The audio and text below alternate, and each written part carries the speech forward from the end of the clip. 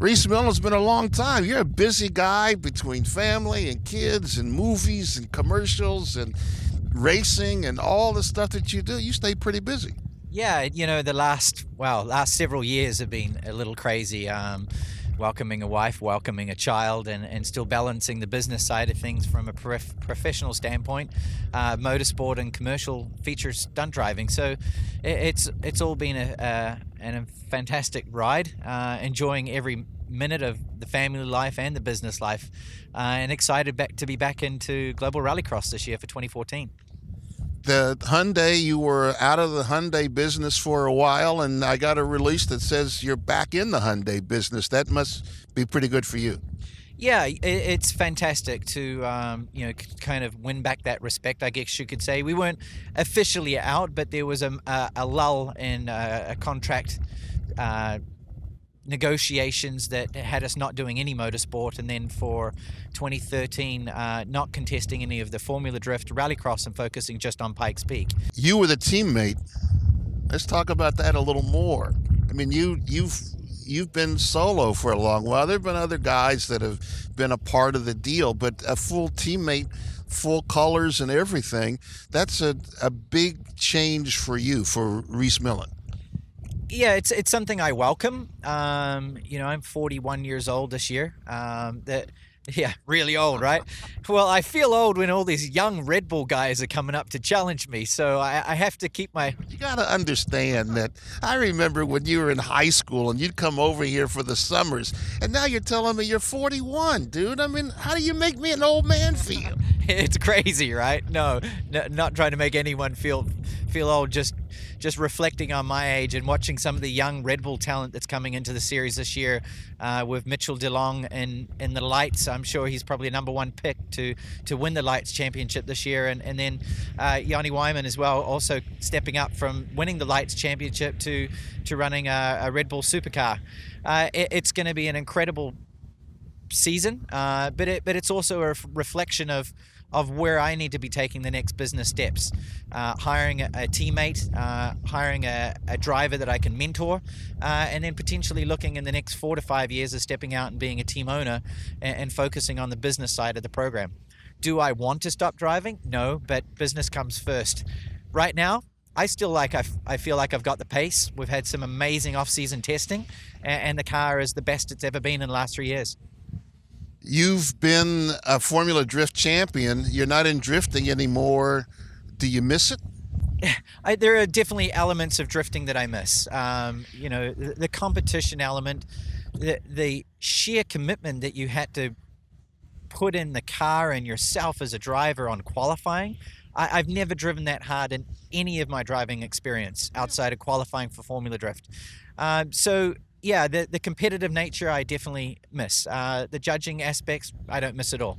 So to find a balance of where my roots were when I started motorsport with stage rally, to go into a stadium format of rally style driving and drifting, and then now to have the combination of rallying in a stadium style environment like drifting, but for time against competitors, this is where I want to end out my career. The Rallycross, Red Bull has kind of stepped in and taken over this part of the motorsports world, I think. What you've learned from your experiences with Red Bull and being a Red Bull athlete for many years, has that prepared you for this part of Rallycross? Yeah, for sure. This is year number 9 with my relationship with Red Bull. So I'm very honored to have had that longer relationship. And our relationship extends far beyond just driving a car and producing a result. The dynamics of working with the Red Bull folks and looking at their adventures into GRC right now, tip of the hat to them. They're at the forefront. The sport is really the future of motorsport in the US. It has a perfect dynamics. It has the mobility to be set up in metropolitan areas, how and where we're at today. And you can create a boring parking lot into a very exciting, dynamic race track.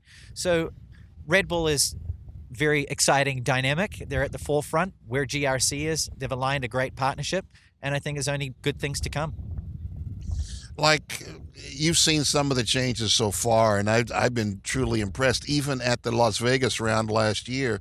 And what I've been hearing is that there's going to be a lot more changes, good changes, I would think, to uh, make the track so that you're not destroying cars, and it changes the whole mindset of what rallycross is. I would have to believe that you are in favor of that. You're a team owner, you build your own cars, you build these things from the ground up, and I would assume that you don't want to see all that work destroyed in 50 feet of racing.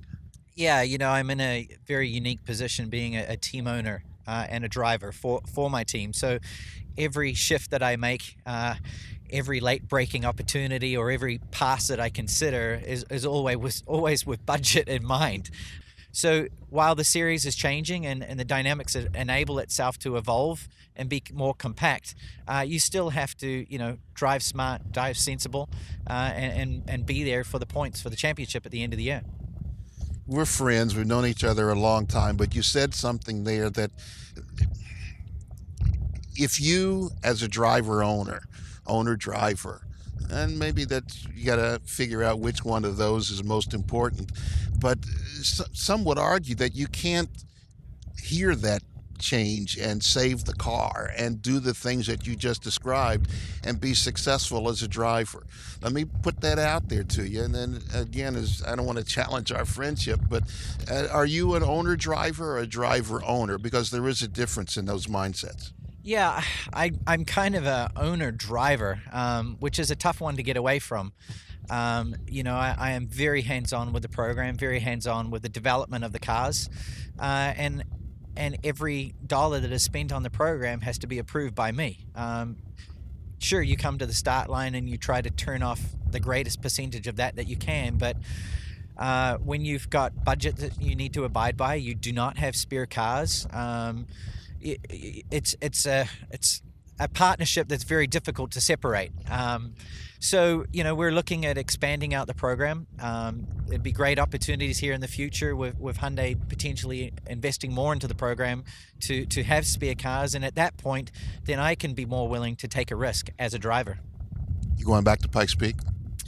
Pikes Peak, I love that event. It has changed now that it's paved.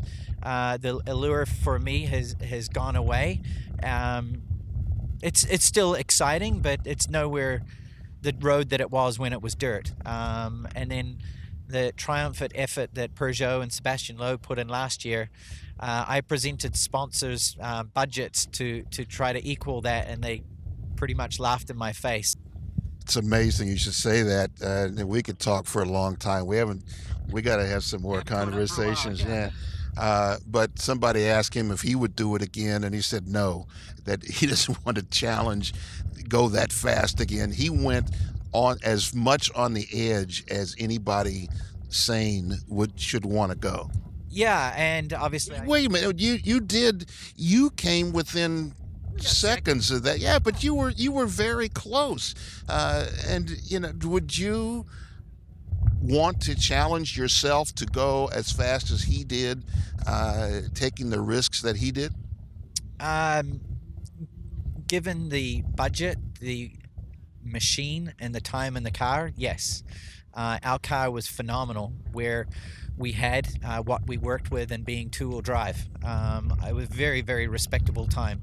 But it's the pure support and engineering feat behind it that enabled Sebastian to go that fast, not taking anything away from his outright performance. He's a phenomenal driver. But I spoke to him at the end of the event, and I know how scary that road can be. And it's actually even scarier now that it's paved. Primarily because the course changes all the way out. The temperatures change. You can't feel the ambient temperature when you're inside a closed cockpit car, but your tires are actually cooling down, not increasing with heat. The track is cooling down, and to push the envelope that hard in that environment it's just damn right scary. Wow, we gotta talk some more. Thanks, partner. Yeah, Phil, good to see you.